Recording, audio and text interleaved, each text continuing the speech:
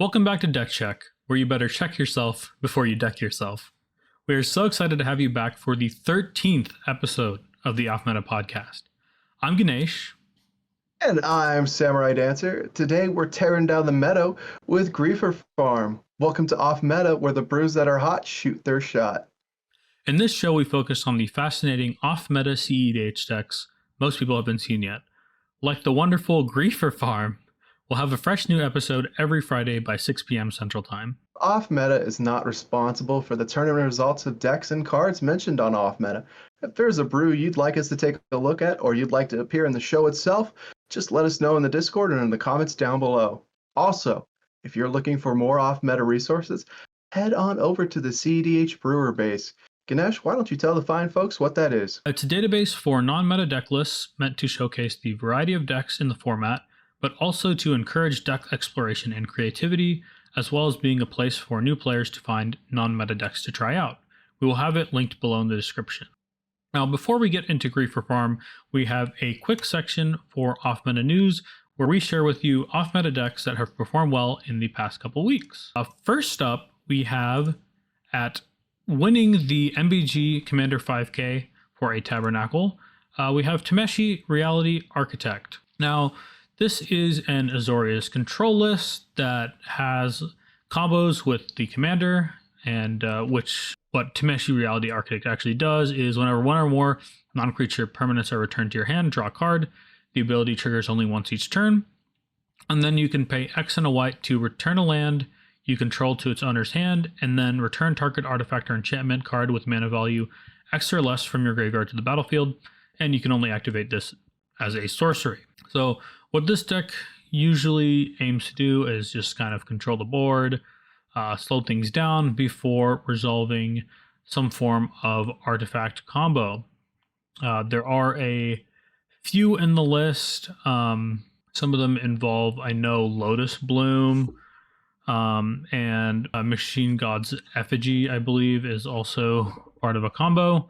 But besides that, this is a fairly standard Azorius control list, so we're not going to get too deep into this one. Yeah, and Mind Over Matter is also a combo piece there. So yeah. You know, snagging 6 at that same tournament was, of course, Urabrask. For those of you who don't know, Urabrask is for 2 generic and 2 red. You get a legendary creature, Phyrexian Praetor. That's a 4/4 with first strike. Also has a simple ability of whenever you cast an instant or sorcery spell, it deals 1 damage to target opponent, and you make a red mana. For a red, you can exile Urabrask, then return it to the battlefield transformed under its owner's control. Will activate only as a sorcery, and only if you've cast 3 or more instants and sorceries this turn. Now, what's on the backside? It doesn't matter. We don't care about its backside. Because it's a saga and it takes 3 turns, and this deck doesn't actually need that. It really just needs that first line, that first set of abilities where it makes a red mana every time you play an instant or sorcery and deals the damage. What this deck is looking to do is to utilize damage modifiers like Ojer Axonal, Deepest Might, and of course, Virtue of Courage, and it's looking to turn that 1 damage into 4 damage, or even into extra cards. And then it's looking to spam simple red spells that cantrip or add mana. This deck will burn you down without losing a beat, and it'll keep drawing cards the whole time. It's just super strong. Yeah, for sure. It's a storm deck, basically, but it's looking to double up these damage triggers as many times as it can. Basically, in the command zone, it has its finisher and its mana enabler. All it needs is just card draw. Yeah, okay. Next up, we have Eruth, Tormented Prophet. So this is 1 blue and a red for a 2/4 human wizard. If you would draw a card, exile the top 2 cards of your library instead. You may play those cards this turn.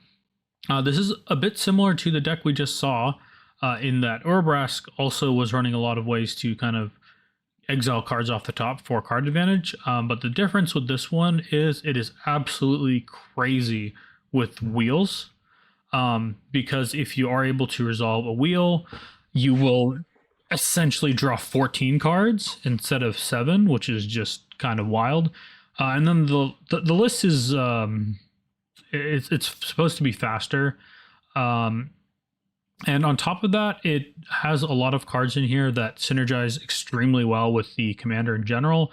So, for example, there's Careful Study, where you can draw 2 cards and discard 2 cards from your hand for 1 mana. If your Ruth is out, you will instead exile 4 cards off the top of your deck, and then you will have to discard 2. And then there's other cards that are just really good with that sort of ability, like Burning Inquiry. There's Breakthrough, for which X and a blue, draw 4 cards, then choose X cards in your hand and discard the rest from it.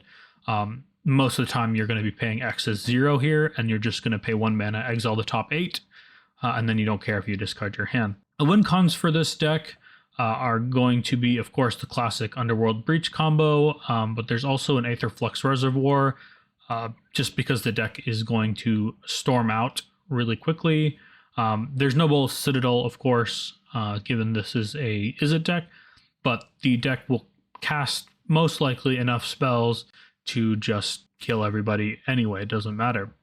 So, very cool deck. There's a lot of free spells in this deck too. Like there's Gush, there's Frantic Search to kind of let you keep going. It's definitely a Stormy style deck. You know, speaking of Stormy style decks, it looks like every deck in this, besides the Tameshi, was looking to be on the same planet, because in 16th place we have Mystics of the Ismagus. For 2, a blue and a red, you get a legendary creature, Goblin Wizard. Whenever you cast an instant or sorcery spell with mana value greater than the number of experience counters you control, you get an experience counter. Instant and sorcery spells you cast cost 1 generic less for each experience counter you have. It's a 2/2. Now, this has been around in the format for quite a while, but this player decided, let's change it up and let's make this hidden Godo. Yes, Godo is much better when you only have to count to 9 instead of 11, because this is a Polyhelm deck. And you don't even have to count to 9, because you basically just have to count to 6. Godo will come out for 1 blue mana onto the Ismagus.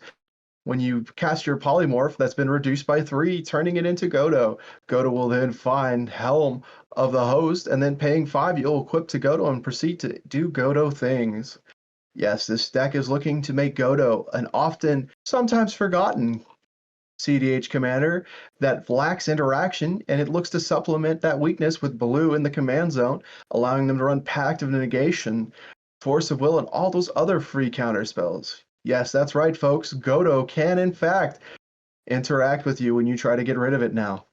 And it only costs 6 mana to do that combo. I can see why this got into 16th place. Yeah, opponents are not going to be ready or understand exactly what's going on. Yeah, with this against the table, yeah, I'd really have no idea. I'd assume some sort of storm style strategy. So, yeah.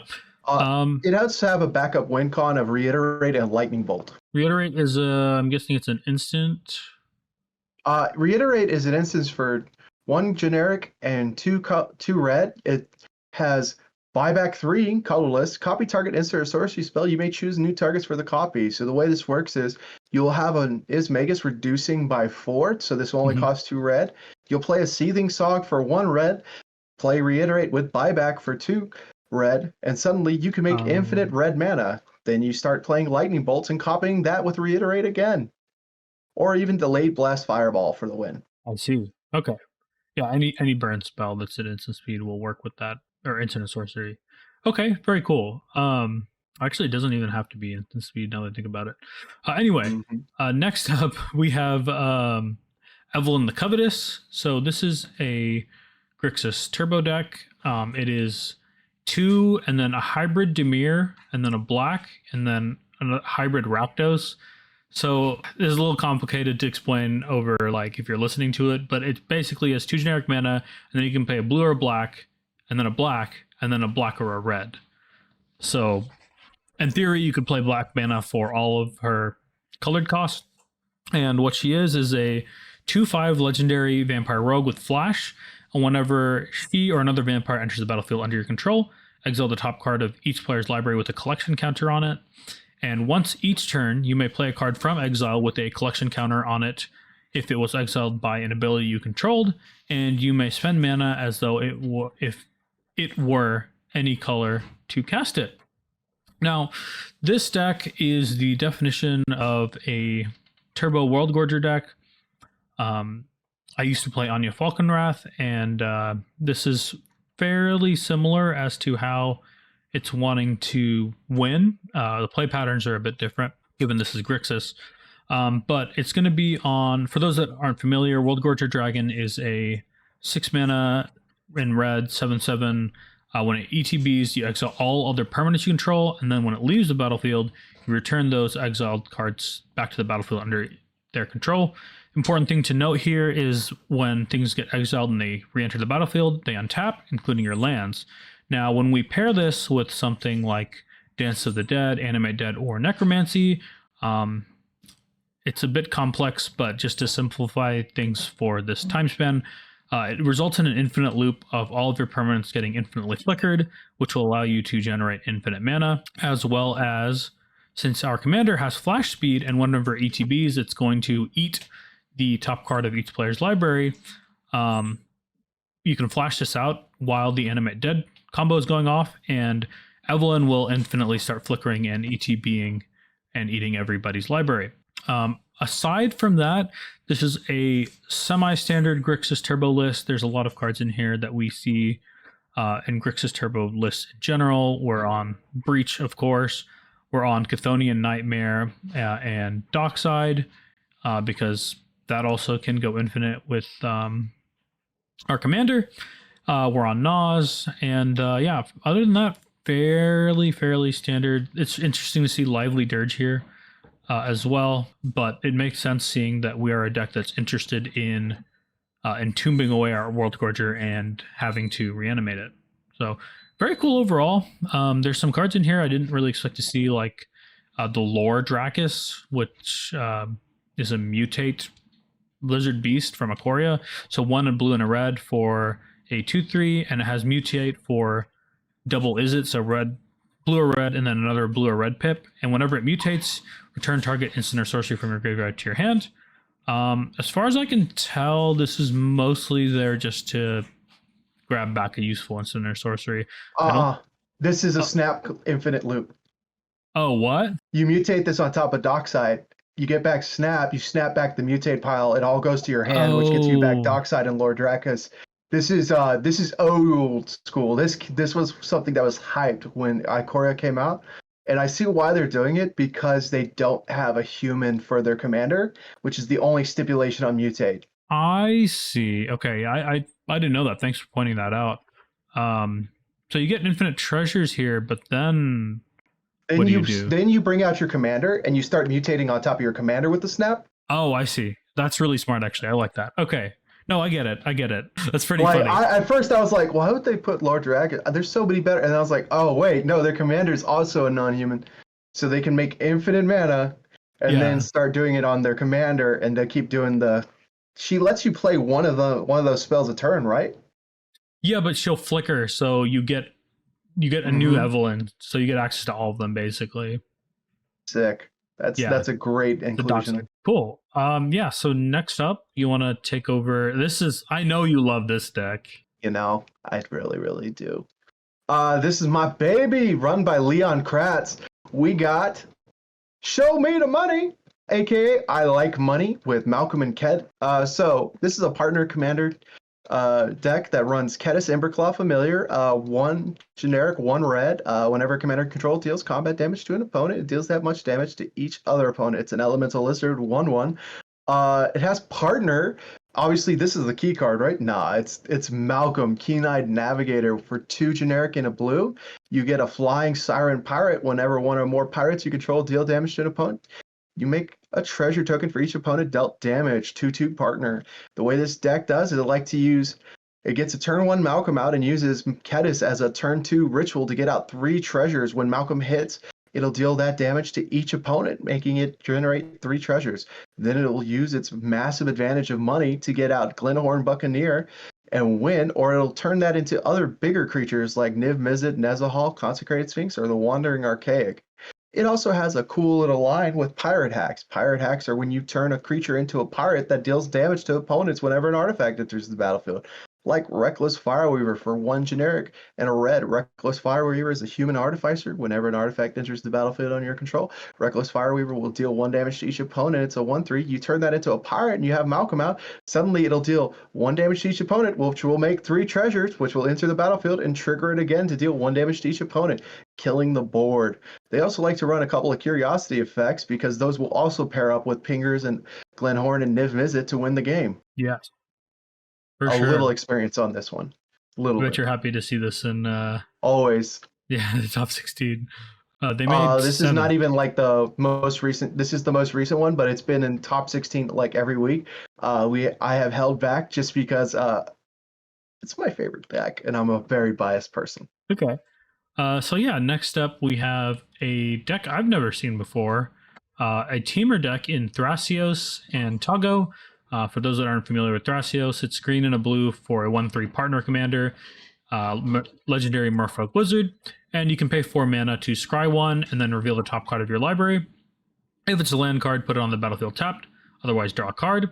And then Togo is a partner we don't really see very often. He is 2 and a red for a 2/2, a legendary Goblin Artificer, and whenever a land enters the battlefield under your control, create a colorless equipment artifact token named Rock with equipped creature has 1 and tap, sacrifice Rock. This creature deals 2 damage to any target and equip 1. So basically this card makes equipment that you can attach to your creatures, and then you can pay 1 and tap the creature and sacrifice the equipment to deal 1 damage to anything.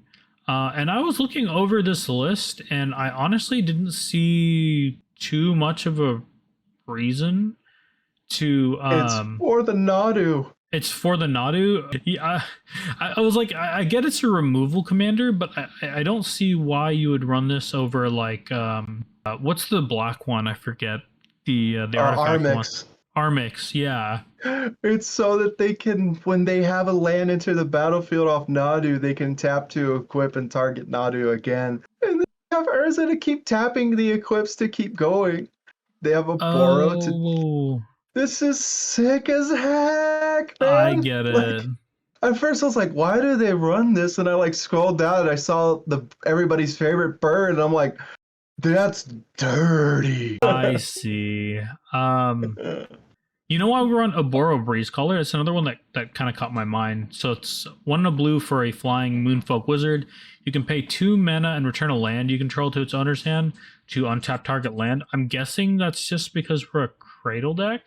Yeah, we are a Cradle deck, but we also have some shenanigans, I believe, to loop that in.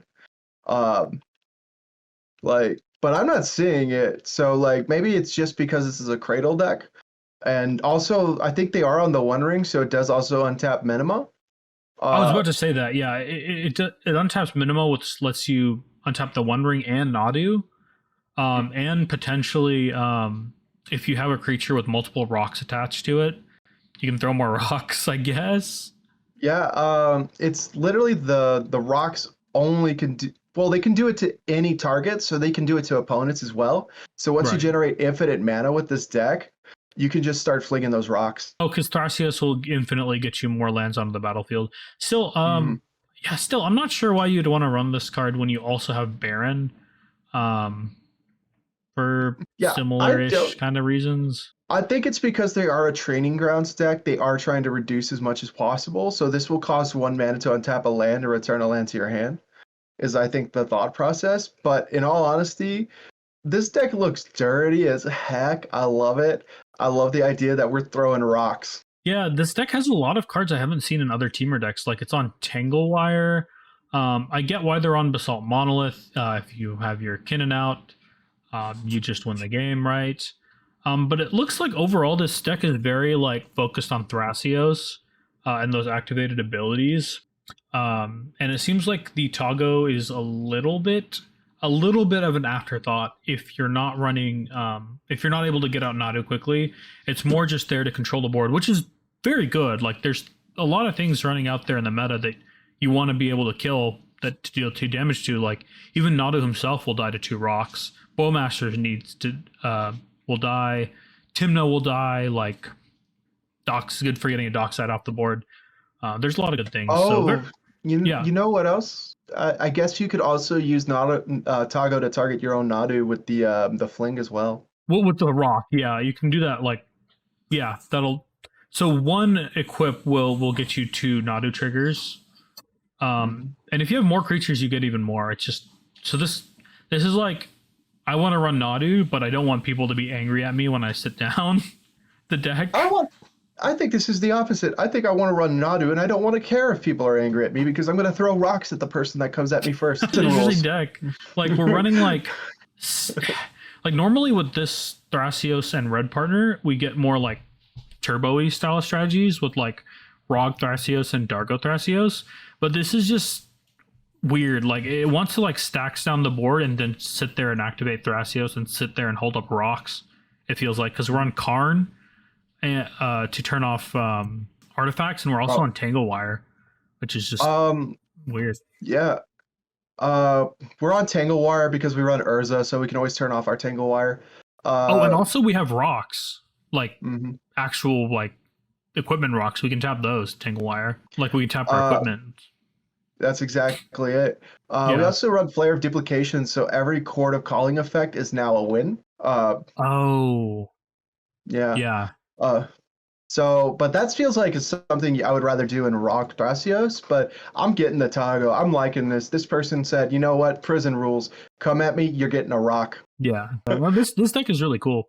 I like that we are seeing like more and more innovative stuff. I haven't seen this deck before. Who knows? Maybe it's been tearing it up in their local meta, but I think it's pretty Hey, it cool. got ninth at this. Yeah. Very interesting. Um, Speaking of stuff that got in the top 16, we have Yisan again taking down third. Yisan has seen a real upsurge in playability and in consistency in CD with all the new green cards that come out. It's a creature deck, and every time that they make new creatures, much like um, what's her name? 5 drops, Hilda? legendary. No, the white that you pay Wooburg and you get out a legendary from your Oh, you're talking about deck. Sisse? Sisse. Yeah. Just like how when they're going to always make new legendaries, they're always going to make new green creatures, and as they come out, this deck becomes better and better. Uh, no new additions from the last set is what I would love to say, but they got Fanatic of Ronus, which is super good. It has colorless, a generic and a green. You get a Snake Druid. It has tap, add a green, but has Ferocious, add 4 green if you have a creature with power 4 or greater, and it has Eternalize for 2 and generic and 2 green. It's a 1/4. It's very easy to get that Ferocious online. They started putting in Heap Doll, which is just it's so funny. Heap Doll is for a generic. You get an artifact Scarecrow that you can sacrifice, exile target card from a graveyard. God. Yeah, it's so rude. They're running mages now. Like the deck just will continuously get better. It is a deck that started off relatively good and has only gotten better. And I think as we move into this turbo meta, we will actually see Yisan do better because it's a deck that stacks us down the board in a non-linear way. Yeah, because like turbo players aren't really going to have a lot of answer. Like, granted, they can just go under this and win. Um, it's very possible, but if that doesn't happen, turbo players usually don't have a way to deal like to counterspell a Yisan that's coming out, and then they can't really do anything if the Yisan is just sitting there and activating Yisan every turn, unless they happen to draw into a removal spell, which of course turbo decks are lighter on than they are counterspells to protect their wins usually. And with decks like this, uh, the strength of mono green is that they do not have to worry about having the bad land hand. Yeah. Yeah, this deck's going to be fairly consistent at just doing its strategy. They run, they're in one color. They don't have to worry about fixing. They run a ton of dorks. They run a ton of ramp and just ways to guarantee Sun gets out on turn 1 or 2. And yeah, they're just a stacks deck, which is just tough to play against in general for a lot of decks. My deck, Blue Farm, would struggle against this a lot of the time. Like they're on Sphere of Resistance and Thorn of Amethyst and Trinisphere and Null Rod, Collector Roof. Like this is just a rough matchup for my deck. Mm-hmm. All right. Well, we've covered up what's coming, what happened last week. How about we talk about what's going to happen now? Yes, yeah, we are gonna get right on to Griefer Farm. See you in a second. All right, we are here with Jase with a very special version of Timnacrom. We like to call it Griefer Farm. For those that are not familiar with what this partner combination does, of course, Timna the Weaver is a 1 white black 2/2 human cleric with lifelink, and at the beginning of your post combat main phase, you may pay X life, where X is the number of opponents that were dealt combat damage this turn. If you do draw X cards and has partner, so the max you can draw off Timna is 3 cards per combat. And then there is Crom, who is 3, a blue, and a red, so 5 mana in total. And he is a zombie horror with flying haste, and whenever a opponent casts his or her second spell each turn, draw a card. It is a 4/4. So, knowing that, why don't we get a quick introduction about yourself, Jase? So, hello, my name is Jase. My username is also Jase on Discord. I've been playing Magic for, at this point, 3 years, I think. MH2 pre-release, so that was my first pre-release. Nice. Okay. What are your favorite decks? So, my favorite decks are, my first cEDH deck was Yasharn, Implacable Earth. So I'm in love with the Stacks Pig. Unfortunately, that deck's not really real anymore, so it's really sad. Yeah. I also The play. Luau's over. Yeah, I play some Legacy sometimes, and I play Legacy Reanimator. And with the Grief package, I've been having a lot of fun on the deck. You know, Grief, Reanimate, Grief is just so busted.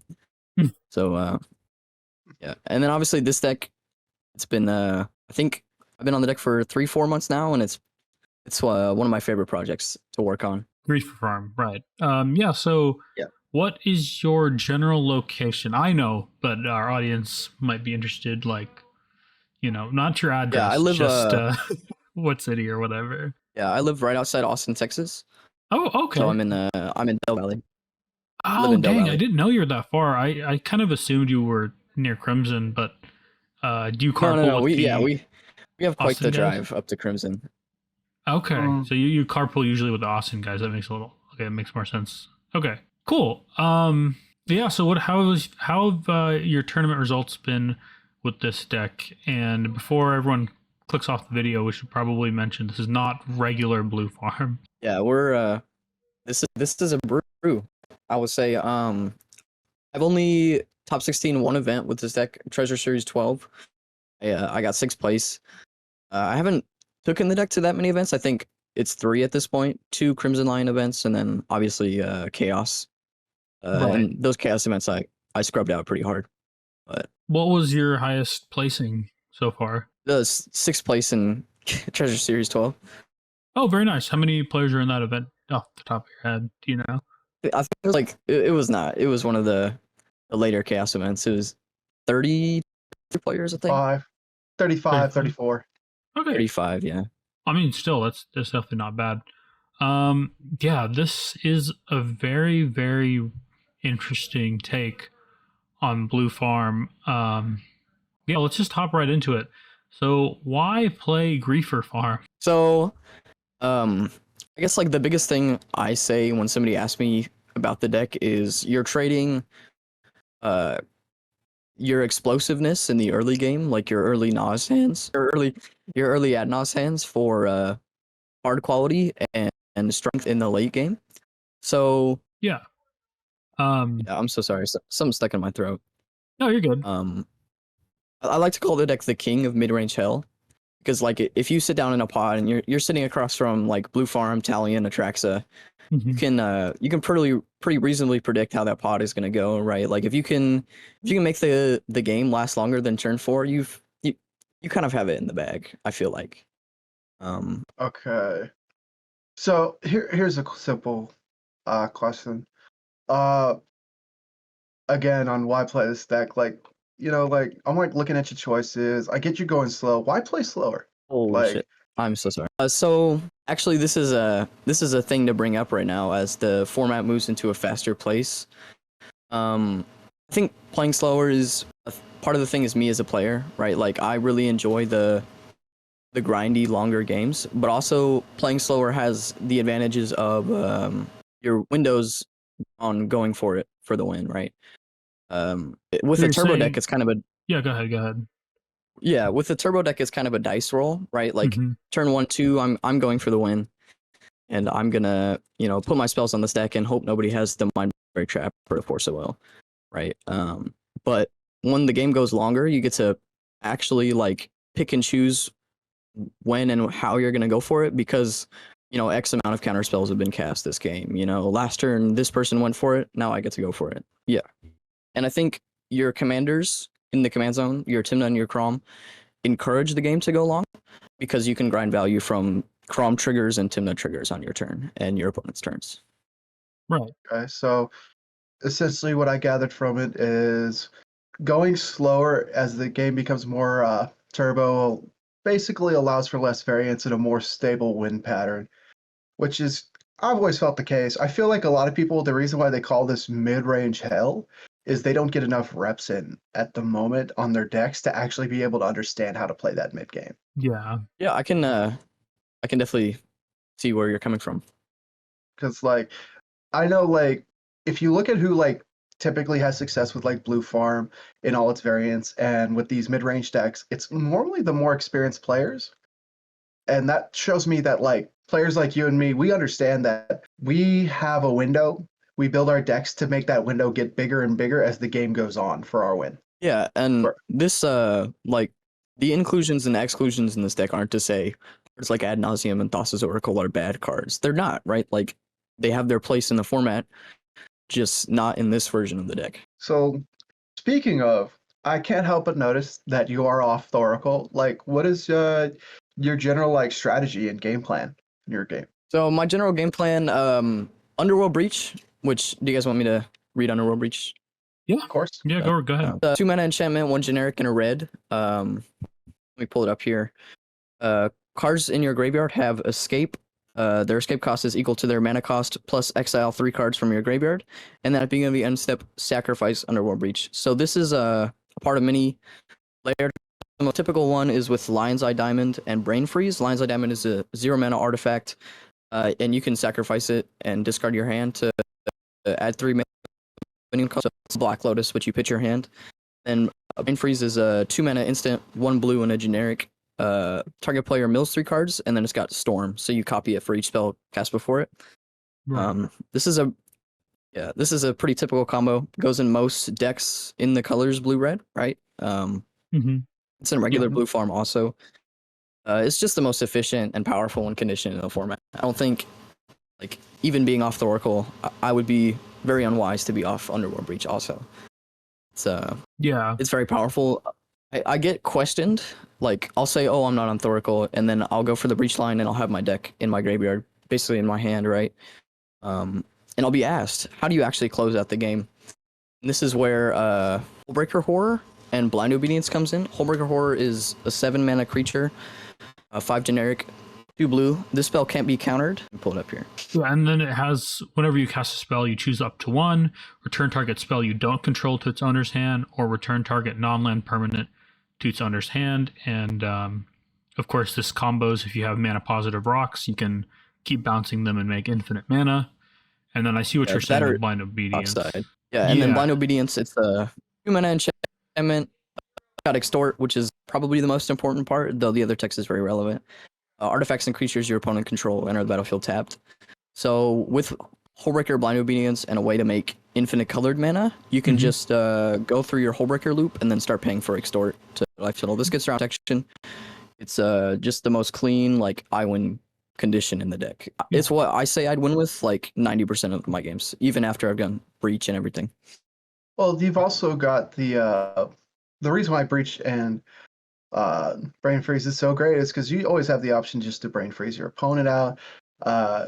Like, cool thing about Breach is it's very hard to lose to not come up with a win line when you have your whole deck in your hand, and having your whole deck in your grave with Breach is the same thing. Yeah, Right. there's always something. You can mill at your opponent Mnemonic Betrayal and play their Thassa's Oracle. Yeah, All that sort of stuff. for sure. And then I guess, Go for it. oh, sorry, I guess another win condition is Teferi and Displacer Kitten. So Teferi is a 3-mana planeswalker. Your opponents can only cast spells at sorcery speed, so it's a pseudo silence. On your turn, +1 sorceries are instant speed, and then your -3 can bounce an artifact, creature, or enchantment to its understand and draw card. And Displacer Kitten is a 4-mana cat beast, 2/2. Whenever you cast a non-creature spell, you can blink a permanent.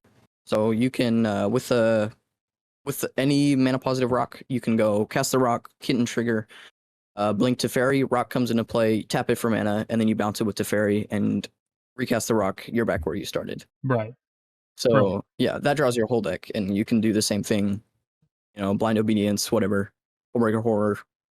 You have your deck in a bunch of mana. You'll find a way to win the game. Right. Okay. So that's kind of so. As far as the combos, we are on. Okay, we're actually on 4, as far as I can tell. We're not on Thorgal, but we are on Breach here. We're on Mnemonic Betrayal as a pseudo combo. As long as there's enough stuff in our opponent's graveyards, we'll win. We're on Hullbreaker Horror to make infinite mana, Infinite Storm as well, if we have mana positive rocks. And then on top of that, we have Teferi and Displacer Kitten, which is a pseudo combo in itself. It won't doesn't say I win the game, but it will draw you your deck. Yeah, there's also another secret win condition. I don't know if you guys have heard of this card before. It's Emrakul, the Promised End. Yeah, it's a 13 mana, 13/13 flying, trample, and protection from instants. But it's not really going to be 13 mana. It costs 1 less for each card type among permanents in your graveyard. Usually I'll cast this card for I don't know, 8-9 mana. It's not that bad.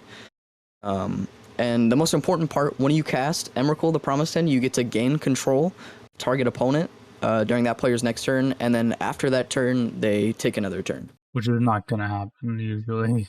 Yeah, usually. That's it's actually probably the win condition I use the most in theory, right? Mm-hmm. I'll have a Wishclaw Talisman, activate Wishclaw Talisman. I guess I should read it. It's a 2-mana artifact, 1 generic and a black, enters with 3 wish counters, and you can pay 1 to Demonic Tutor, and then you give it to an opponent. You can activate it only during your turn. So the idea behind that is you cast Wishclaw Talisman, activate Wishclaw Talisman, go get Emrakul, give the Wishclaw to the person you're gonna take control of with Emrakul, and then Emrakul them. So not only are you passing the Wishclaw back to yourself on their turn, you're gonna find a way for them to go for a win on their turn. And you have your counter spells to back them up, which is also you. So it's like a that's 2v2 kind of. That's the theory behind the card. If you look at how hard it is for 3 players trying to ward off 1 player's win attempt, if it's 2 players versus 2 players fighting for one attempt. Yeah, you're probably gonna close that game out. Yeah. Also doesn't hurt. It's a 13 trampler. Yeah. Yeah, at the end of the day, if the Emrakul turn goes awry, worst case scenario, you just a big flyer to kill people with. Yeah. Okay. Notably with Emrakul and any effect like it, you do control where people's commanders go on their turn. Oh god. Yeah, it's gross. Yeah, it's definitely led to me doing some shenanigans Keeping it in exile. Crow moxing someone's commander. Dude, that's gross. Yeah, it was great. So I'm looking at it. So how's your early game, mid game, and late game look like? What's your opening 7 gonna look like? So mulliganing for this deck is pretty similar to regular Blue Farm. Ganesh, you do have a video on Blue Farm mulligans, but there's one key difference, and that is you don't have any early Nas hand, right?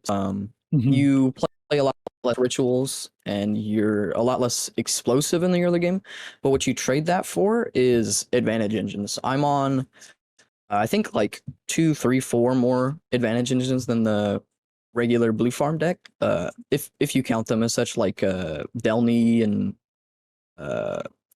4 mana Teferi, cards that if you land early, they can just take over the game. Rhystic Study effects, and that's what you're looking for your early hands is landing a Rhystic Study or a Mystic Gamora or an Esper Sentinel very early in the game and trying to ride that engine into the mid to late game. Yeah. Gotcha. Okay. So you're not looking for those Rite of Flames because you don't got them, Not looking for Dark Ritual as hard as normal. You got no Cabal Ritual, so you're not going to be looking for that. Dark Ritual, for those that don't know, is black and add 3 black instant. But it seems like what you have over what like an Adnos deck would have is a lot more free slots for big spells, like Subtlety, Oh, 2 blue, yeah. 2 generic, creature elemental incarnation with flash and flying. When it enters the battlefield, you choose up to 1 target creature spell or planeswalker spell. Its owner puts it on the top or bottom of their deck. It has evoke, exile blue card from your hand. The evoke will let you play an alternate cost in return for sacrificing subtlety. That's a nice little addition. I imagine you get to like look for like where other people might not even have like a mind break trap in their Adnos deck sometimes. You get to run Deadly Relic. Which is Yeah, something like I all rarely those see in Tymna. Yeah, all those spells are super free because you don't care about your life at all in this deck, right? One of the big philosophies when this deck was first put together was I'm not going to use my life total in any sort of way. I'm just not, right? And that's Yeah. definitely something that's come up. This is probably optics and like sort of stretching, but I'll say I'm not on ad nauseum, then I won't get attacked, and I just get to sit on my life total in the game and like take advantage of that, buying me time. Okay, so like it is nice. I think people don't understand what not having to like pay like a lot of your life total will do for you. And typically in a blue farm deck, you get attacked like by the table 2 turns in a row. You're getting close to death and you're starting to actually get rid of options from your hand. You're like, I can't play this anymore. This is gone. This is gone. Not doing this. Whereas you kind of get to like take that damage and be like, oh, buffer. They're not actually progressing their board state. They're not really interacting with my stuff. They're just hitting me because they think that's Yeah, what's and I going to mean deal with like, and I'll say most of the times because sometimes people call me out on it. I'm like, it's probably still right to attack me. Like if I'm in the advantage board position, you got to pressure my like. There's no question about it. something a lot of people need to understand. Attacking is almost always right if you don't use your life total as a resource, because even if they hit you back, most of the time you don't care. On decks, like you do sort of use your life total as a resource. You do have Tymna, so lowering your draws on that will still matter. More importantly, making you have to chump with your high value creatures every so often will matter. Uh, but because you don't run Adnos, you get to make that decision a lot later than a normal blue farm deck would. You get to go like, Yeah, that's oh, like a Mhm. that's a worry. I guess. So Moving on. Oh, so like basically your mid game. What are you yeah, looking for? in the mid game we're just looking for interaction, right? That's this is the choke point of the deck, right? Like consider the mid game to be like turn 2, 3, right? That's about when it is, and this is your. If I tap out here, I'm probably dead. Like I'll tap out turn 2, but I like as a rule of thumb for myself, if you're not going for the win on turn 3, you're not tapping out. You just can't, right? We run so much, 1 and at this point 2 mana interaction. It would be wise to tap yourself out of that and then just lose to somebody on their turn. Yeah. So other than looking for interaction to stop our opponents in the mid game, we're also looking to develop our Tymna and our Crom and begin accruing advantage from there. Obviously, Crom goes into the mulligans and turn 1 aspect of I'm trying to land a Crom. This is my value engine, but he's also very valuable in the mid game as a grind piece that also turns on your SWAT and your Fierce and your Deadly Relic. And when people are going for 1 attempts, he will trigger a lot. Yeah, he. I think at this point, it used to be an argument before, but I think at this point the meta Crom is just way better than Tymna. I think the turn 2 Crom, land, Jeweled Lotus Crom, right, is way better than land, Jeweled Lotus Tymna. Oh, for sure. Usually. Yeah. It depends on your pod, but yeah, you would much rather have a turn 1 Crom over a turn 1 Tymna, or turn 2 Crom over turn 2 Tymna, usually. Yeah. Also, No, that's what I meant. I'd rather have the turn 2 Crom over the turn 1 Tymna. Like if I have a Jeweled Lotus and 2 lands. Probably, yeah. Yeah, Crom is good. Crom is definitely been on the rise as we enter into a more interactive play style. Now, you were speaking about 2 mana interaction. I guess this is why you're able to run so many 3 mana and 2 mana and 4 mana value pieces, is because you're also on days. Oh my god. I think this card is an adaptation that should just be made to most blue decks. Daze is just another forcible. There's a reason this It's card the secret runs sauce. Legacy. Yeah, it's the secret sauce. I There's a have reason used this it card so many runs 1v1 times. formats. I noticed you're not on offer, but Daze is one of my favorite cards when I'm running offer. Because late game it'll generate me 3 mana. Yeah. Oh, yeah, because you tap. It's like a Black Lotus. It's a little mini Black Lotus. I love Daze. For y'all who don't know, oh man, that's that texting coming out. It's a generic in a blue. You may return an island you control instead of paying its mana cost. It's an instant. It has counter target spell unless its controller pays 1. So many times people will tap out because they don't expect the Daze. More importantly, Daze is great when you have a 3 mana commander or like prompt where you're looking on turn 1, turn 2 to maybe play out them and it'll tap you down.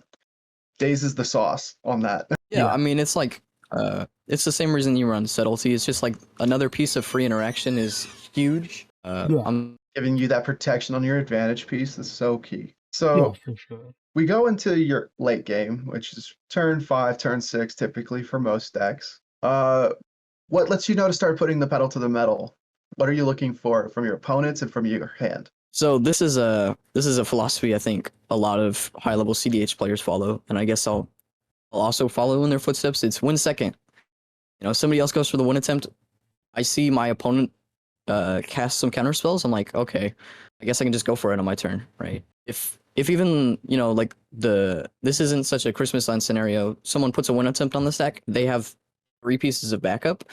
That's 6 counter spell. If they get stopped, that's 6 counter spells no longer in my opponent's hand because that's 3 used on the win attempt and then 3 used on the backup counter spells. Even at worst, if you only use 1 counter spell, that's still 5 counter spells gone from that interaction. Yeah, it's definitely a political position you have to take at the table when you're playing this deck. You can't be the only one slinging counter spells, otherwise you're just gonna lose, right? Like you can't 1v1 1v3 the table. This isn't Italian, bro.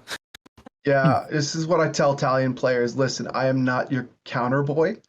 You're gonna have to throw up some stuff too. Yeah, like you need to be involved. Like you need to want to not die here as much as I do. People, number one political move you can do is just let yourself die every so often to someone. Like let people know. I've definitely done that before. It's like, listen, you're not gonna. I know you have a counter spell. You're gonna use it? Nah. Okay, we can die. It's Yeah, there was a chaos event a while back. I heard of that happening. You know, there was a Grand Abosh on the stack, and he's like, the guy last in priority orders, like, I know you have a counter spell. If you pass to me, I'm just gonna let the Grand Abosh resolve. And you know, he had the balls to just pass priority on the Grand Abosh. Like you gotta do that sometimes, folks. It's called guts and grit, and like the person that shoots last is the person that's gonna stay alive. In all honesty. Sure, yeah. I guess because you ever seen those old duels? It used to be in some duel rules for Englishmen, you each had to fire a shot before the next shot could be loaded. So a lot of times there was a strategy where you would let your opponent fire the first shot, and then you would just move on them. Oh, wow, that's super interesting. I've before. Yeah, it was to secure. It's basically secures your win. So if you have the strength and fortitude to wait for your opponent to shoot their shot, and you expect them to miss because you know that they're rushing it, you can be nice and careful and succeed where they failed. Yep. That's kind of a good model for this deck, eh? 100%. Yeah, back. I think there's 2 sides to Blue Farm. That regular Blue Farm has. It's you know, the Grixis Turbo deck and then the Esper Control deck, and I think this version of Blue Farm definitely leans into the Esper Control version of Blue Farm. Yeah. Okay. So what would you say is this deck's strengths over regular Blue Farm? And I think honestly we touched on this already. Basically, you're saying this is going to have a much more late game power than regular mid-range Blue Farm list like mine or there's so many others would have. Yeah, like yeah, bad. No, Cobalt doesn't update his list, but yeah, those decks are bad. I hate them. Like if they're not yours, Ganesh, they must not be good. Yeah. Except for this one. This one looks great, Jase. Thanks, Samurai. So like, what makes this deck a little stronger than those, or a little more stable? I think just like Ganesh, right? You have the supreme late game power. I don't think there's very few things that can deal with a Hullbreaker Horror or an Emrakul when you're like, 6 turns deep into a game and everybody's cast their Force of Will and packed. Like, Yeah. At a certain point, it's hard to deal with those things. I have a person at my locals who they sent me a screenshot and it was their TCG player card, and there was one card in their TCG player card. It was Trickbind, and I was like, oh god. That's funny. It was tech specifically against the Emrakul, and I'm like, man, it sucks. Well, All right. another thing that makes this deck strong is he doesn't have to run risky cards, like Final Fortune, Yeah, that's Ooh. true, actually. because he's not on the Nas Yeah, plan. He I've, doesn't have to run these bad cards. You're not on Nas, you're Yeah, not I on mean- Necro. Not on D console either. Still on Tainted Pact, but like you can't cut Tainted Pact. Tainted Pact's actually decent. Demon's The Tainted console Pact's does good. serve no purpose without a Thassus. Instant speed demonic tutor is what Tainted Pact. It can be. Sometimes you roll over your breach or something and then you just cry, but So- usually Yeah, you get pretty. you have a pretty high chance of getting, like, if you're looking for interaction, you're probably gonna find it. Mhm. Yeah. And especially if it's like the last turn, like you can just tan pack until you hit exactly what you want. Like usually that's like Fluster Storm or Mindbreak Trap or Mhm. whatever. Like the strength of Yeah. this. No, go for it. Oh, sorry. And really good with like your Hullbreaker Horror Blind Obedience lines. You're like, oh, I have infinite mana with Hullbreaker Horror. I'm just gonna Tainted Pact for Blind Obedience. Yeah, Mhm. that makes sense. Yeah, because that's the only card you need to win to finish the game. Yeah, he doesn't have to run these clunky things. Yeah, This is or a your much more. Bowmaster. Yeah. Ooh, Bowmaster. That's right. Hullbreaker and Bowmaster. I forget that works. Oh, question. Have you thought of running Chthonian Horror in this deck? Chthonian Nightmare? Chthonian Nightmare, Okay. you mean? Yeah. So I think that Chthonian Nightmare is much better in Tiny Farm, which is the Stranger Things kids, right? Because there's an Yeah. infinite mana outlet in the command zone. Yeah. That's a question I get asked a lot of the time when people see the Hullbreaker Horror. They're like, there's no outlet. This is super weird. There's no outlet in the command zone. Hullbreaker Horror is just so strong that I think it's worth running without the outlet in the command zone. Chthonian Nightmare, I don't think is because you can't really convert after the Chthonian Nightmare, right?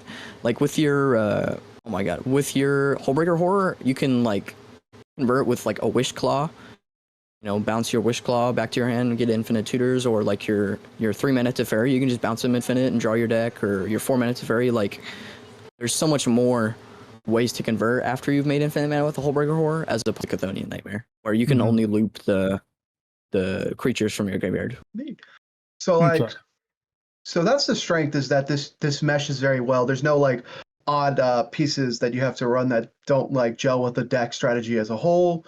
Like you don't have to worry about like them clunking together and stopping the machine. But what are some major weaknesses of this deck? Like, what are some things that you're like, that's not good? So odds where everyone's gonna try and go fast is like your biggest weakness, because you can't have counter spells for all of them, right? Like in these kind of pods, I'll level with the table. I'm like, hey, if I counterspell you on your turn, this guy's just gonna go for it in his next turn. So you can get lucky and like convince the table that way. But in a pod where it's like, say it doesn't even have to be an all turbo pod. It could be like blue farm, Rogsai.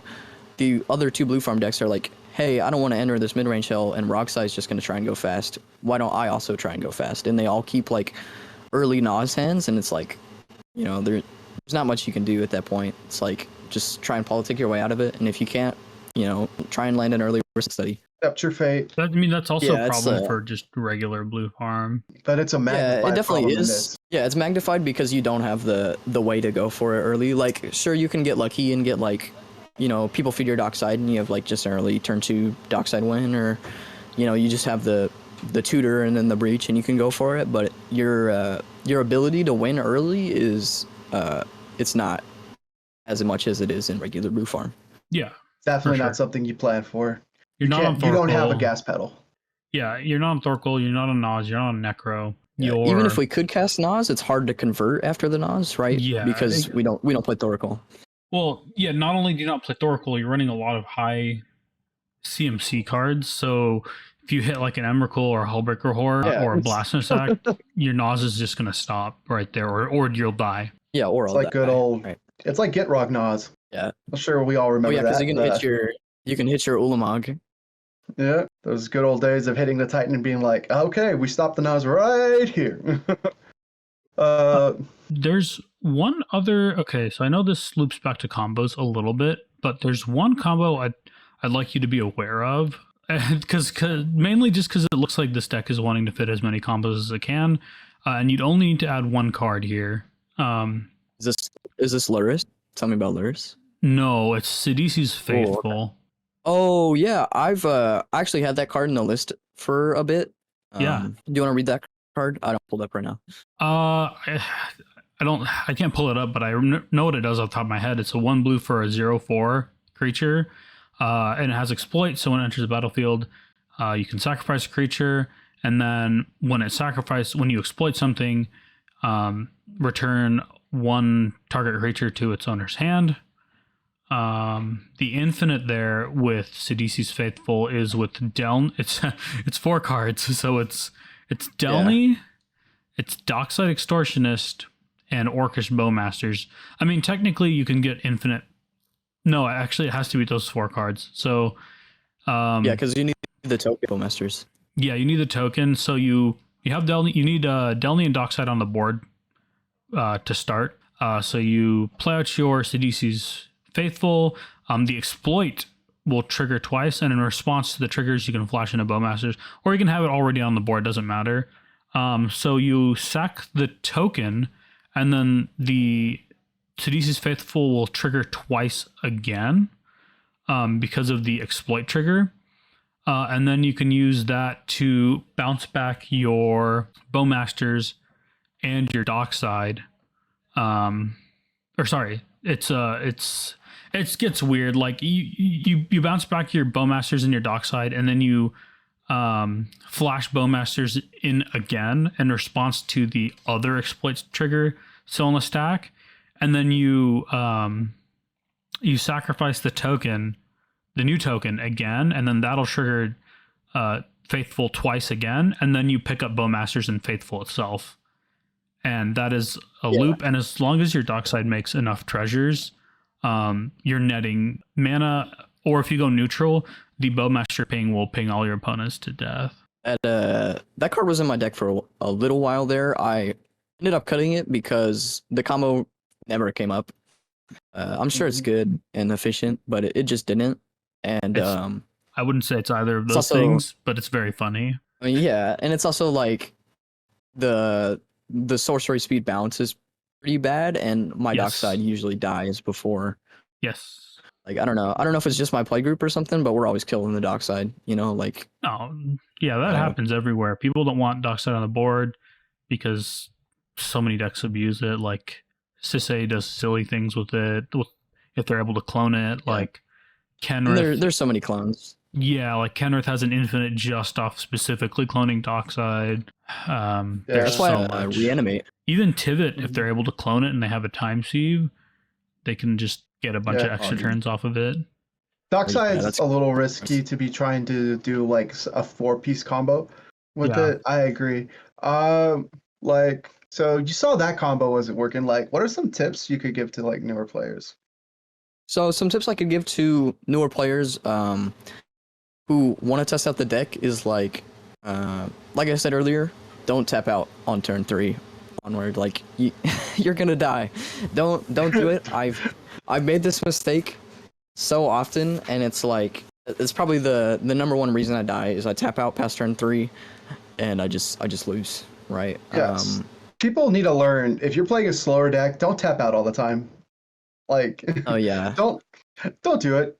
Like, you will lose. If you're not playing the turbo deck, just understand you need to have at least the assumption that you have interaction. Yeah, I mean, that's probably a thing I need to work on with my play is like if I don't have anything in hand, I will tap for Tymna because I'm like, if I'm gonna die anyway, I might as well just put the engine in play. So that's something I might need to work on. But You know, it's just a rule of thumb. Don't tap out past turn 3. And then other tip gives you have to politic with this deck a lot more than regular blue farm, right? Blue farm's looked at sort of like an entry point to the format in some ways. Like a lot of the 1v1 players that come through to the format are like, I want to play the best deck. Let's play blue farm. And they do, you know, they do pretty all right with the deck. They also have the pitfall of not being able to politic. It's the 1v1 player mindset, right? Of I'm, you know, sitting in this room with my opponents and I'm trying to just 1v1 my opponents. I'm not going to say anything to them. And you need to politic on this deck because, like I was saying earlier, you can't be the only one casting counter spells. You have to have some collaboration with the table if you want to be able to get anywhere on the control game plan. Right. And also the final tip is, we also talked about this earlier, is Jeweled Lotus should be for Crom, right? I don't think casting Tymna with Jeweled Lotus is really that great. Unless it's like, you know, niche case scenario, I need my Tymna in play so I can fierce this Rogsai who's going to go for it on turn 2, and I can't cast a Crom. Yeah, or if you have some decent Tymna attackers already, like you're able to get them out very quickly. Yeah. Like, but like Tymna usually should be like drawing you a card at 2 cards at minimum, basically, on its turn that it ETBs. So basically, people should not be playing Tymna the first thing every time. Yeah, right. I'll hand this deck to newer players at my shop, which might be an irresponsible thing to do. To like, this is your first time playing CEDH, play this whack ass blue farm deck. But the biggest mistake I see them make is like, oh, Jeweled Lotus land, turn 1 Tymna, let's go. And then their opponents go turn 1 Talion and like all these creatures that block Tymna, and they're like, well, can't draw any more cards. Isn't handing this to newer players at your store the equivalent of handing, like, say, asking someone, you can drive, right? And then saying like, yeah, can you park my 18-wheeler with the trailer attached? You got to back it up, though. Yeah. This is a lot of baggage for someone new to the game to learn. Okay. Yeah, I think we went over that pretty well. Next up, are there any overrated or underrated cards that you can think of? Any sort of overlooked cards in here? I know we talked about a lot of them. Like we hit well, okay, we haven't talked about Teferi Master of Time yet, actually. Let's start there. Yeah, this is kind of a pet card of mine, but I think my win rate on this card is 100%. Every time it's hit the stack and landed on the battlefield, I failed to lose the game, right? This is probably anecdotal. I've cast him like 5 or 6 times, and I've won all those games, right? He's just, well, I guess let me read off this card. He's a blue planeswalker, 4 mana value, 2 generic, 2 blue pips, legendary planeswalker Teferi. You can activate loyalty abilities of Teferi Master of Time on any player's turn. At any time you could cast an instant. He's got a +1 ability, which is draw a card, then discard a card. A -3, which is target creature you don't control phases out, and then a -10 to take 2 extra turns. I think this is just another advantage engine. This slot has been Trouble in pairs in the past. I was playing this before Trouble, and then I played Trouble. I swapped it in for Trouble, and then I finally swapped Teferi back in after a little while. I think you know, this card just works to fuel your breach turn. You know, your top deck tutors become immediately live as pieces of interaction on your opponent's turn because you can just top deck tutor and then loot the card into your hand. And it's also like for a creature, it's like the best silver bullet against creature combo decks because it's very hard to interact with, and it just like, oh, you're going for Kin and Basalt, I'll phase out your Kin. What are you supposed to do? Yeah. And then I think this might just be weird optics, but another big reason to this card is its interaction against Crom. Usually, playing Planeswalkers, Crom is like your worst enemy, right? Crom is gonna attack down your Planeswalker, and it's just gonna be super sad. But this is a smoking gun that I'll point to an opponent's Crom. I'm like, sure, you can swing at me with your Crom. I'm just gonna -3 phase out your Crom. I'm gonna lose the same amount of loyalty I would have if your Crom hit my Teferi, right? Because I'm not plussing my Teferi, I'm instead minusing it. So it's going down basically 4 loyalty, which is the same as a Crom hit. But now you don't have a Crom in play to draw you cards on these players' turn. So it actively encourages Crom not to swing at it on that vector. Interesting. Also notice you're on Brina. Oh, this card's nuts. But what is Just like This Brina? card this is so- card. I know what it is, but yeah, let's read it out. Yeah, I'm annoyed it's that a- people it's a- hyped this up and dropped off on it.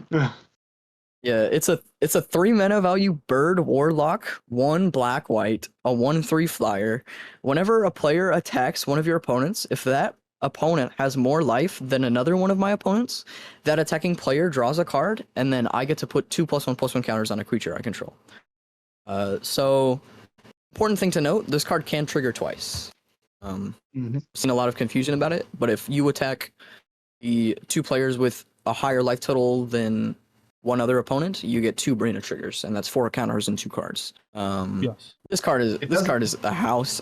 This Yeah. card is so good because it triggers on other players' attacks as well, and people are so greedy for those draws. I would be.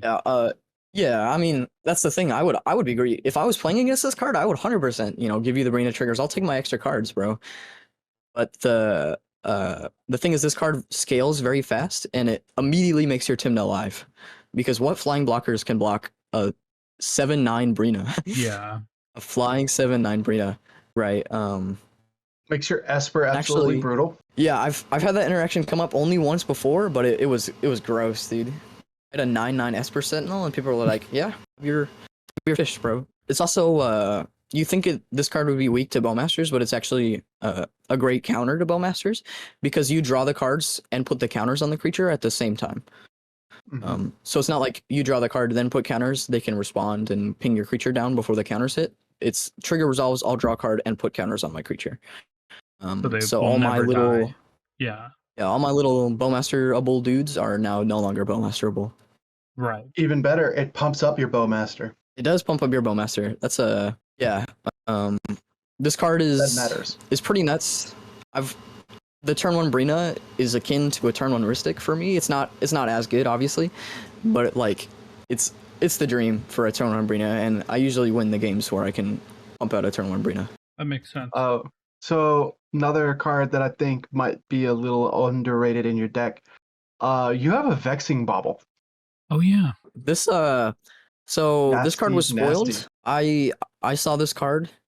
I was posted in one of the Discord servers I'm in. I looked at the card, and I immediately brought out a Sharpie and a piece of paper, and I wrote Vexing Bauble, and then I slotted out. I think it was a third I think it was a third talisman. I Yeah, slotted it out the was. third talisman for Vexing Bauble, and I haven't looked back.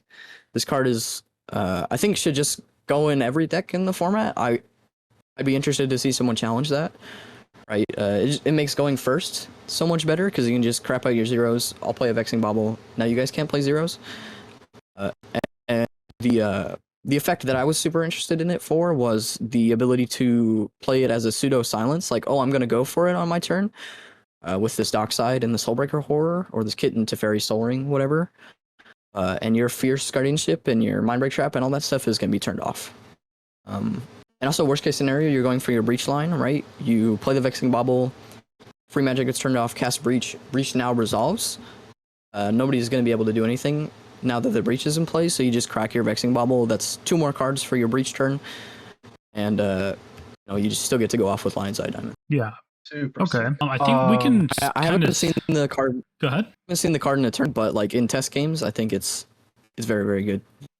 I think instead of doing our card by card, because this deck is just so similar to Blue Farm, and most people watching would have a good idea of how that deck works, we can try to go down a bit deeper on this underrated, overlooked cards sort of idea. I'm just going to pick out some more things here. We talked about most of the creatures. You're on Flesh Duplicate instead of Phantasmal Image.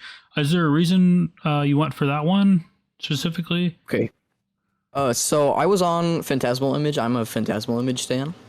This was a swap I made this last Sunday, and it was because I'm playing Displacer Kitten and Hullbreaker Horror, right? It's an anti-synergy where I can't go for Dockside stuff with those cards. Yeah. It was it was a non-bow that was nestled in my deck for a long time, and I just didn't care about it. But it finally came up in a game, and I was like, all right, I'm making the swap to Flesh Duplicate. Very fair.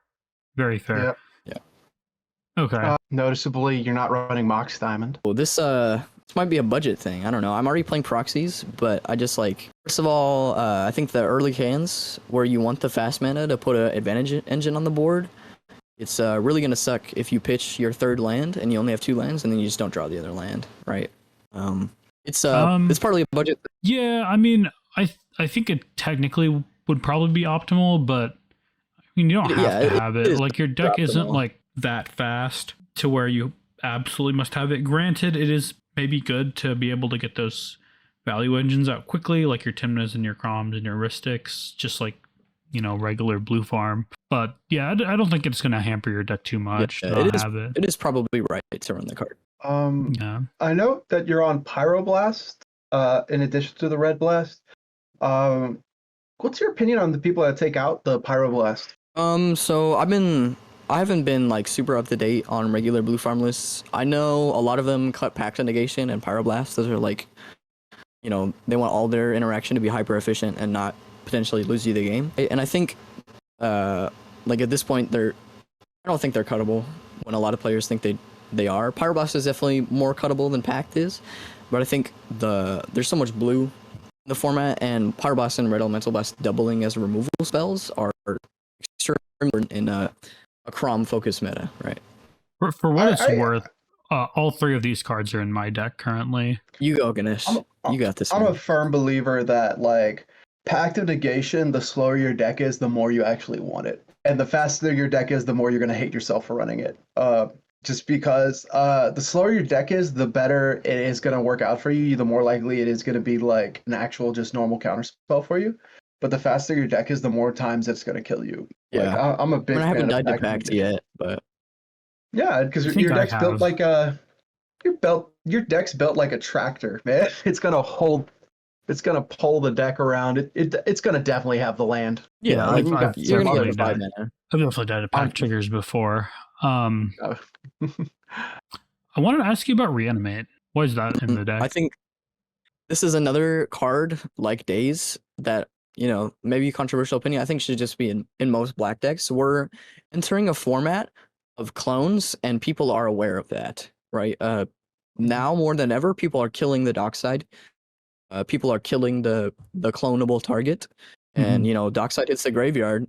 This card just gets so much better, especially with the red flare now being a thing. You know, the part of the upside of that card is I can go get Dockside off the board, copy a Demonic Tutor.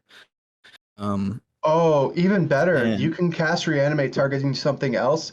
Flare sacking your Dockside, copy your Reanimate to get back your Dockside. oh yeah, I mean, I don't play Flare in this deck, but I'm saying, like, if other people are playing Flare and they're sacking their Dockside in the graveyard, and I can now reanimate it. I think it's very underused.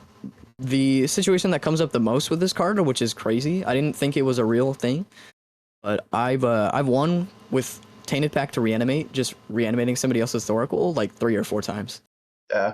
In your deck, since you are missing some of the normal tools in most decks, having Reanimate kind of like fills in that spot. It's like it's basically a multi-tool for you. Like you can go, I'll take your Dockside, I'll take your Thassa's, I'll take your Bowmaster, I'll take my Bowmaster. Yeah. I'm happy to see. What? I said I'm happy to see it. You're a mono black reanimator in Legacy, right? Yeah, no, it's blue black. Blue black, you degenerate. Still the same thing. Bro, Force of Will. That card's nuts. I know. Yeah, I've heard. It's so good to see Reanimate. Because it's a 1 mana spell, and they just reprinted it, so it's not even expensive anymore. Like you can get them for $2. Yeah. Like I think this version of Blue Farm cares about the Bowman War so much more than others. So having another, my Bowman dies to Bowman, I'm gonna reanimate Bowman, is like a huge thing. We care about it specifically because we're playing, you know, the Display Circuit and Teferi, and the Tymna's more important because the game is going longer, like all that sort of stuff. And then you also run Hullbreaker, so like you can always reanimate that and get around having to spend 7 mana. Oh no, I've done that before. Yeah, I've pitched it to Teferi, Master of Time, and then just went reanimate, and it's pretty good. Hot. Oh man, I'm glad to see you're on Touch the Spirit Realm as well. Yeah, this card is like, I think, the best piece of on the board interaction you could want to put in your deck. Obviously, Boseiju is probably a little bit better in certain situations. Otawara was also one of those. Well, Yeah. Ottawa also, yeah. But this card just serves the purpose of I'm probably surviving to my next turn because I'm holding up Touch the Spirit Realm and 3 counter spells, and nobody can do anything about this Touch the Spirit Realm. There's like one card that stops it. So good. 2 cards. Stifle and Trick Bind. Oh, I was talking about deflecting slot, but yeah, I guess there's 3. Yeah. But I think Trick Bind I see more and more as people have gotten tired of cannons. But Stifle I never see anymore. I think that's actually fallen out of favor.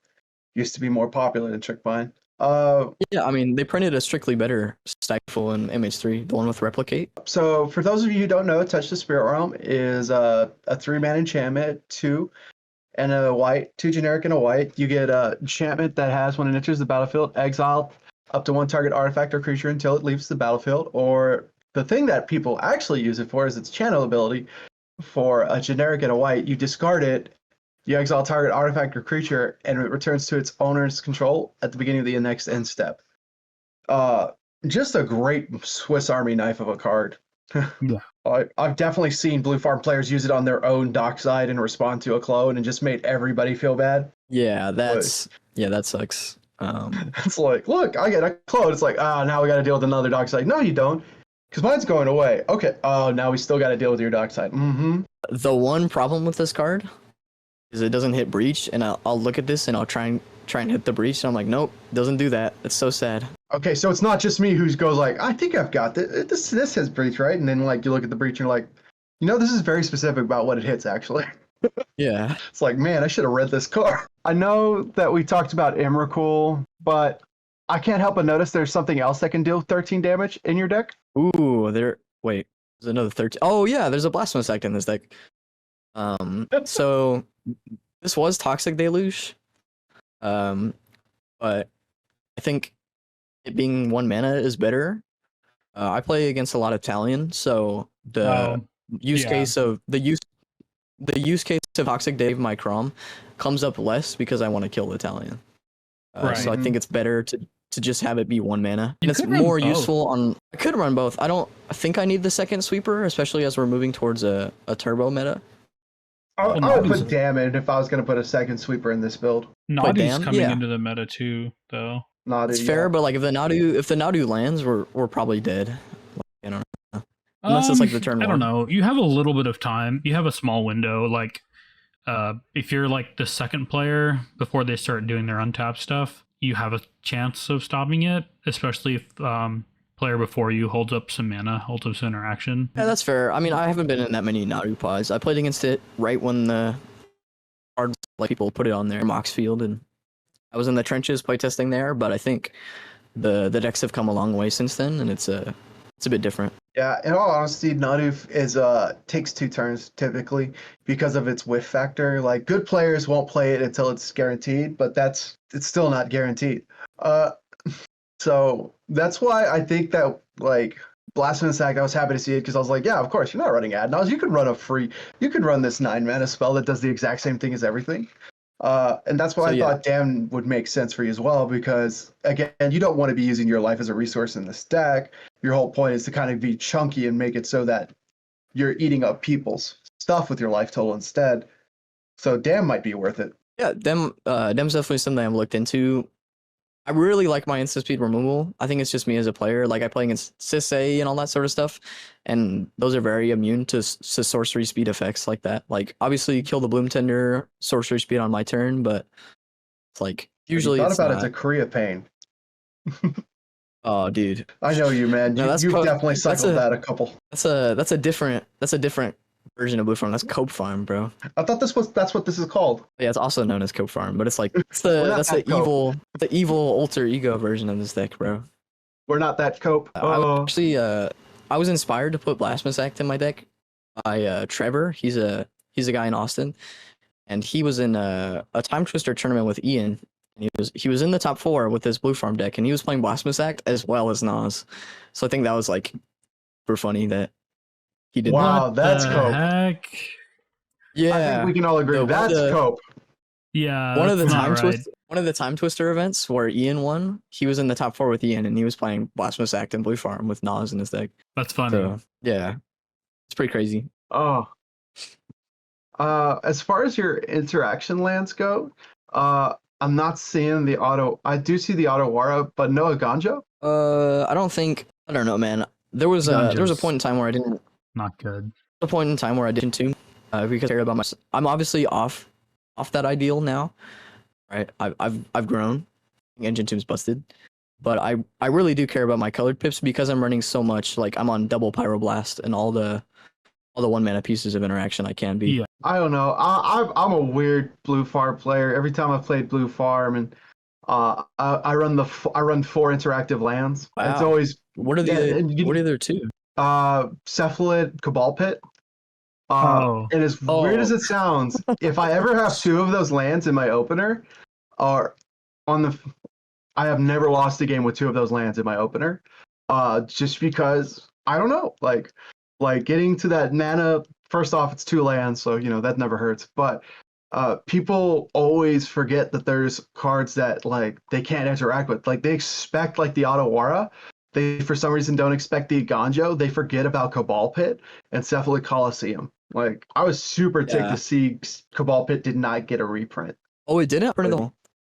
No, they didn't reprint it. They reprinted Cephalid in Modern Horizons 3. They didn't reprint Cabal Pit for some reason. I thought they did all 5. I thought they did Cabal Pit, Centaur Garden, Cephalid, and then the other 2. I haven't seen it. I think Cabal Pit. Yeah, I could have sworn like when I looked this up, like I didn't see it on there, and I was like, "What the heck? I want this card. It's my card, man." One other card I saw here that I was curious about. Well, why is Deadly Rollick in the list?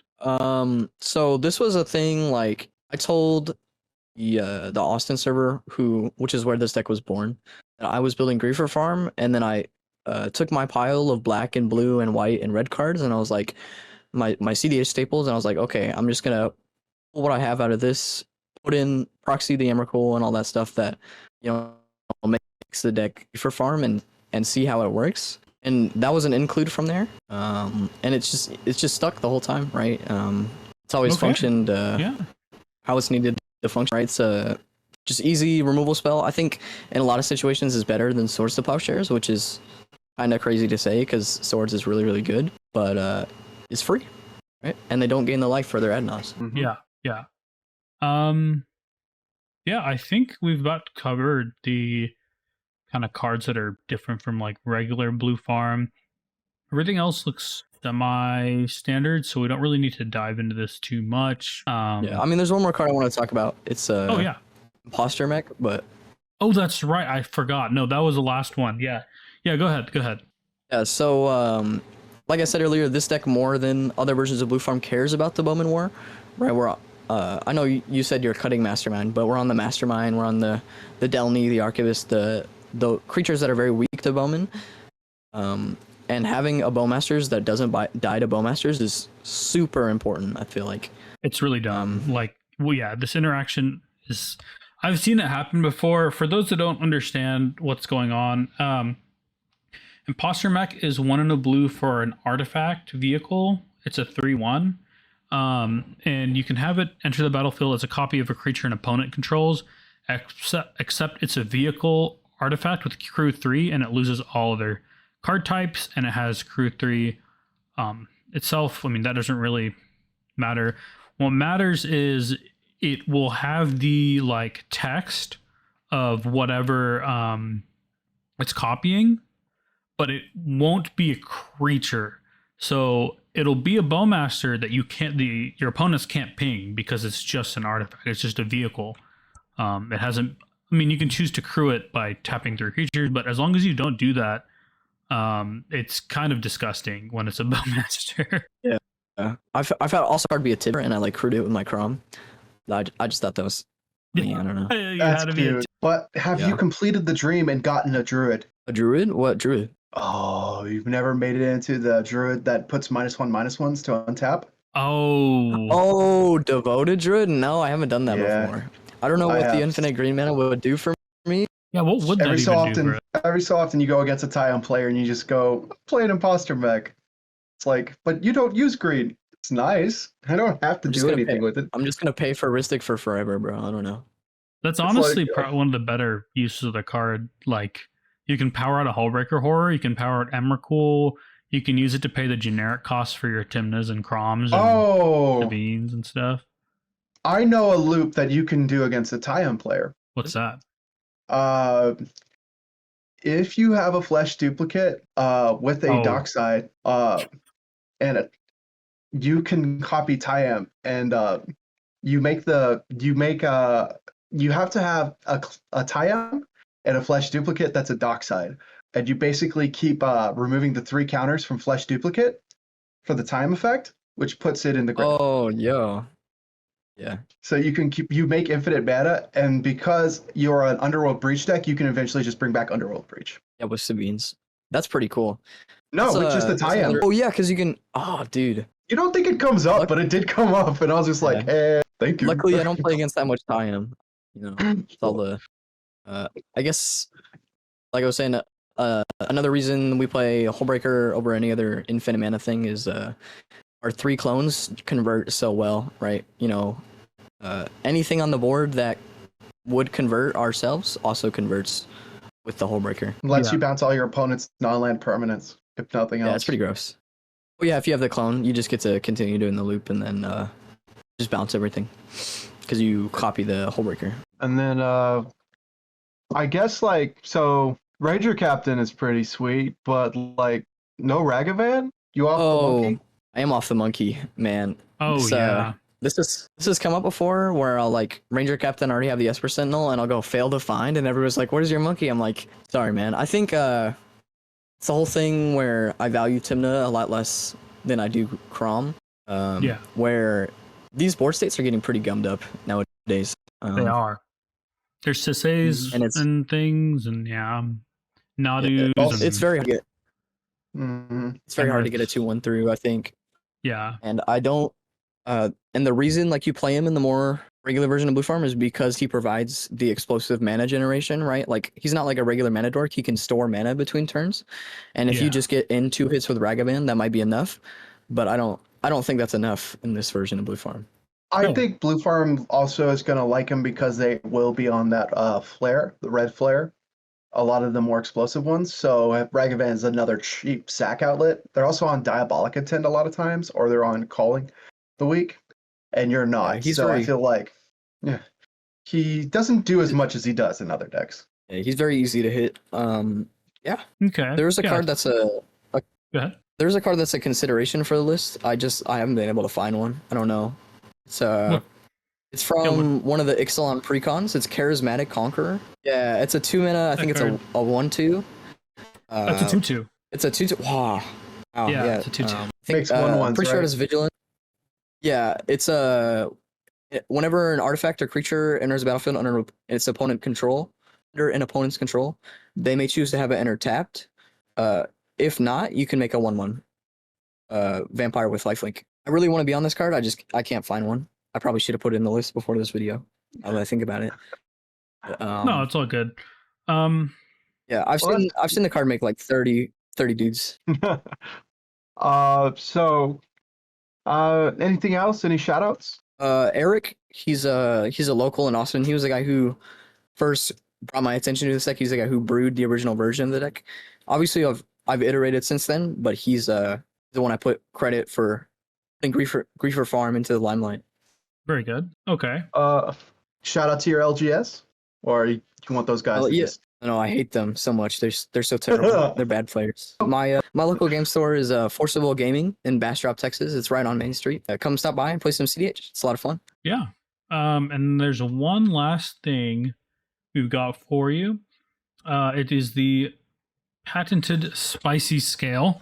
So if you look in that little document I sent you, we have a little image that goes from 0 Scoville units with the bell pepper all the way up to the Carolina Reaper at about 2 million.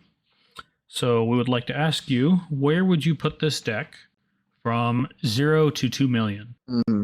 This is hard because it's just regular Blue Farm. I'd probably put it in the medium section, so maybe 2,500. There. What do you think, Samurai? Yeah, this is kind of like medium to mild. I'd say like it's definitely an. If I gave Kikijiki a bell pepper, it's got a. This is like an Anaheim. It's not super spicy. It's got like things that I've seen in Blue Farm before, but it's doing it in a different way because it's got everything that I've seen in Blue Farm as one of. Like some of these cards I will never see in the same Blue Farm deck. Like I've seen a Hullbreaker Horror in a Blue Farm deck, but I've never seen it next to a Brina or a Delaney or a Delney. Uh, Definitely I've seen actually an Emrakul in Blue Farm before, but I've never seen it with a Displacer Kitten. And I used to see Teferi Master of Time all the time. That was an OG cEDH card when we were starting to really pick up cEDH into a format. But I've never seen him in a deck that also will try to win with a blind obedience. So it's like all stuff I've seen before, but it's definitely a little bit spicier by the sum of its parts. This is definitely the consider board of Blue Farm decks, I feel like. Yes, this is definitely everything in here I've definitely seen in Blue Farm primers like considering. Yeah. Cool. So I think that about wraps us up for Griefer Farm. How spicy do you think it is? Oh, right. I forgot. That's how spicy. I play Blue Farm, so like I might be biased. But yeah, I think about that jalapenos where I was originally looking at it. But probably like Anaheim chili. I'll give the jalapeno. Why not? I mean, how many decks run Emrakul? Like the actual Emrakul, you know, like not a lot. And like it's actually good in the deck is the thing. So it's just weird. Yeah, it just deviates quite a bit from regular Blue Farm. Its play patterns are different enough. Like with regular Blue Farm, a lot of times you're looking for a payoff. With this one, you're more looking. Yes, you're looking for payoffs with value engines, but you're more looking to just keep around counterspells and play this more like a control deck. Like this deck is almost closer to Talions in some ways than it is regular Blue Farm as to the play style of the deck, which is pretty funny. Yeah, it's definitely. I definitely been told by somebody else that like I'm the dedicated control deck at the pot, and I think I'm pretty content with that. You know, as the label like for my instead deck. of using Timnon Crom for the mid range plan, you are you're using it for the control plan, which is like completely legitimate. I think maybe if I were running this deck, I might throw in Italian just because it would go along with our game plan well. I don't know. I have a history with 4-drops, dude. There's been a lot of 4-drops that have come in and out of this deck. That's fair, You know, actually. Yeah, Trouble in Paris earlier Talion. I was on versions. I was on Talion, One Ring, and Shieldred. It was like all the Cope and Blood Chief's Ascension and stuff. Oh, I just God. sort of moved. I just moved farther away from that as like the attrition plan got less and less appetizing to me. Yeah, probably just got worse. Like you'd have decks that don't care about their life, like Sisse, and they just ignore it. Yeah, like most people can play through a Shieldred, and I thought it was going to be a lot more powerful than it ended up being. Yeah, because like if Sisse takes like 10 damage even, like over 5 turns, they don't care. Like no one's been attacking them the whole game. Like it doesn't matter.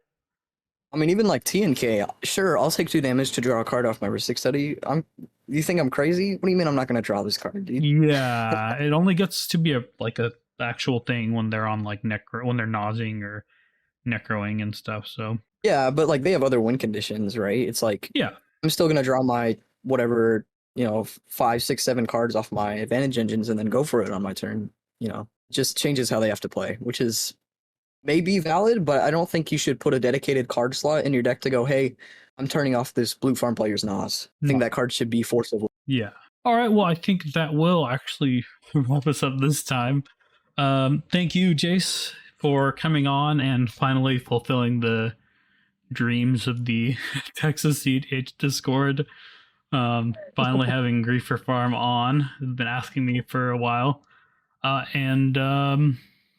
Yeah, thanks Samurai for being the most, I don't know, Samurai co-host a man could ask for. Hi. And thank you for watching. Make sure to like and subscribe, and we will see you guys next week.